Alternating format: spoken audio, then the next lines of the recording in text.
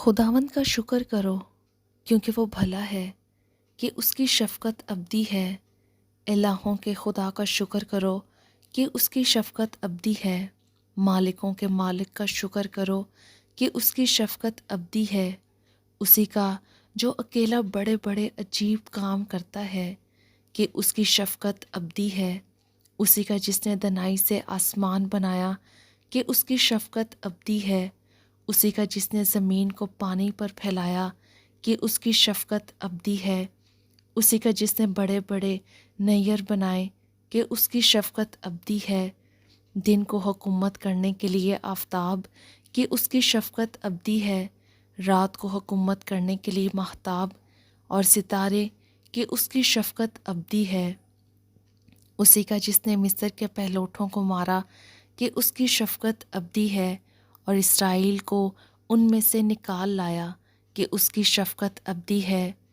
قوی ہاتھ اور بلند بازو سے کہ اس کی شفقت ابدی ہے۔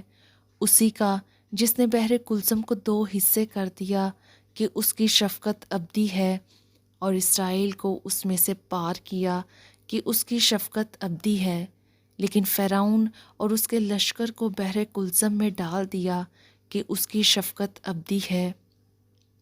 اسی کا جو بیابان میں اپنے لوگوں کا رہنما ہوا کہ اس کی شفقت ابدی ہے۔ اسی کا جس نے بڑے بڑے بادشاہوں کو مارا کہ اس کی شفقت ابدی ہے، اور نامور بادشاہوں کو قتل کیا کہ اس کی شفقت ابدی ہے۔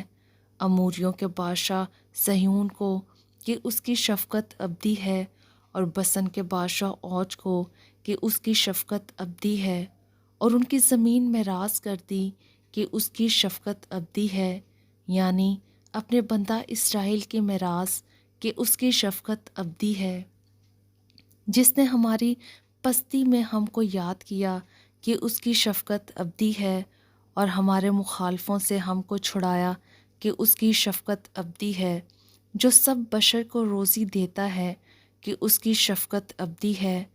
آسمان کے خدا کا شکر کرو کہ اس کی شفقت ابدی ہے۔ آمین۔